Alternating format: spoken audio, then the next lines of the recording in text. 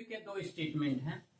इस पर 60 नोट आता है। अगर 2 नंबर का आपका आएगा तो आप आराम से ये दोनों स्टेटमेंट और एग्जाम्पल सहित लिख सकते हैं। ठीक है, आपके 4th सेमेस्टर में हुंड के नियम पर अगर 60 नोट आएगा तो पहला स्टेटमेंट क्या है, हम लोग ऑलरेडी इसको पढ़े भी हैं कि filling of electrons in the equal energy level orbital takes place first singly. तो पहले इलेक्ट्रॉन्स एक एक इलेक्ट्रॉन्स भरेंगे, जब सभी में एक एक इलेक्ट्रॉन हो जाएगा फिर पेयरिंग शुरू होगी। जैसे यहां हमने लिख भी दिया feeling of equal energy level orbital singly with spin parallel. उनकी स्पिन कैसी होनी चाहिए, पैरेलल स्पिन होना चाहिए। मान लीजिए अगर हमारे पास में यहां पर P3 हो, यानी P में 3 इलेक्ट्रॉन है, तो ये 3 इलेक्ट्रॉन, ये देखिएगा तीनों का स्पिन का डायरेक्शन क्लॉकवाइज होना चाहिए। तो ये हुंड के नियम के अनुसार है कि इनका स्पिन का डायरेक्शन सेम हो। अगर आपने ऐसा बना दिया, एक का क्लॉक कर दिया, दूसरे का एंटी क्लॉक, तीसरे का क्लॉक, तो ये हुंड के नियम के अनुसार नहीं।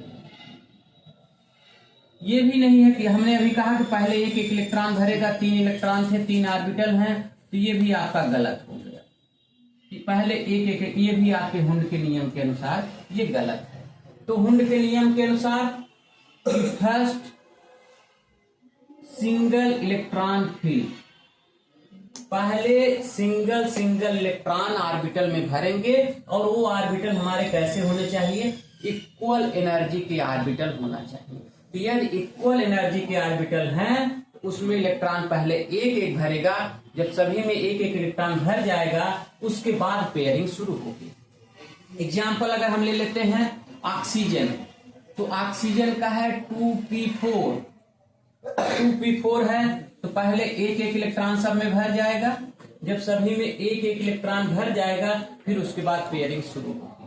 तो पहला इलेक्ट्रॉन हमारे जो एक एक इलेक्ट्रॉन भरे वो क्लॉकवाइज है, तो तीनों इलेक्ट्रॉन पहले क्लॉकवाइज भर जाते हैं और फिर पेयरिंग जो शुरू होगी वो एंटी क्लॉकवाइज से शुरू होगी।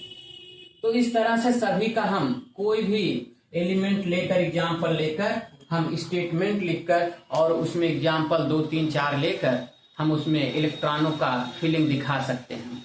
तो ये तो हो गया हमारा पहला स्टेटमेंट हुआ। दूसरा स्टेटमेंट क्या है कि half filled and full filled orbitals are more stable.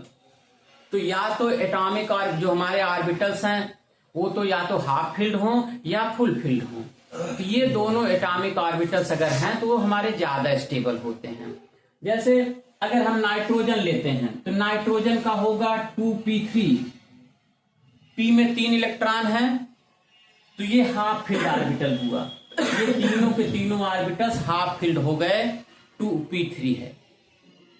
अब अगर ऑक्सीजन ले तो ऑक्सीजन का होता है 2p4, तो यहां पर ना ये ऑर्बिटल्स हमारे कंप्लीटली हाफ फील्ड हैं ना फुल फील्ड है, इनकम्प्लीट ऑर्बिटल्स है। तो ये ऑक्सीजन का हमारा इनकम्प्लीट ऑर्बिटल्स है। अगर हम नियान ले लें तो नियान का 2p6, तो 2p6 में सभी ऑर्बिटल्स हमारे फील्ड हैं, तो ये हमारा ये हाफ फील्ड हुआ, ये हाफ फील्ड हो गया। ये इनकम्प्लीट ऑक्सीजन का इनकम्प्लीट हुआ और आपका नियान का कंप्लीट हुआ। तो half filled and full filled orbitals are more stable than incomplete. तो ये ऑक्सीजन का लेस स्टेबल होगा, नाइट्रोजन का मोर स्टेबल होगा। इसी वजह से जब हम लोगों ने कहा कि जो आयनाइजेशन पोटेंशियल होता है, इसका बहुत यूज हम लोगों ने आयनाइजेशन पोटेंशियल में पढ़ा है कि नाइट्रोजन का आयनाइजेशन पोटेंशियल ऑक्सीजन से अधिक होता है। ऐसा क्यों होता है? This is due to stable electronic configuration. Stable electronic configuration किसकी वजह से है? This is due to the statement of Hund's rule. Hund's का रूल क्या कहता है कि half filled orbitals are more stable than incomplete orbitals. इसीलिए नाइट्रोजन का आयनाइजेशन पोटेंशियल ऑक्सीजन के आयनाइजेशन पोटेंशियल से अधिक होता है। तो ये दो हमारे स्टेटमेंट्स हो गए हुंड का। Okay, thank you.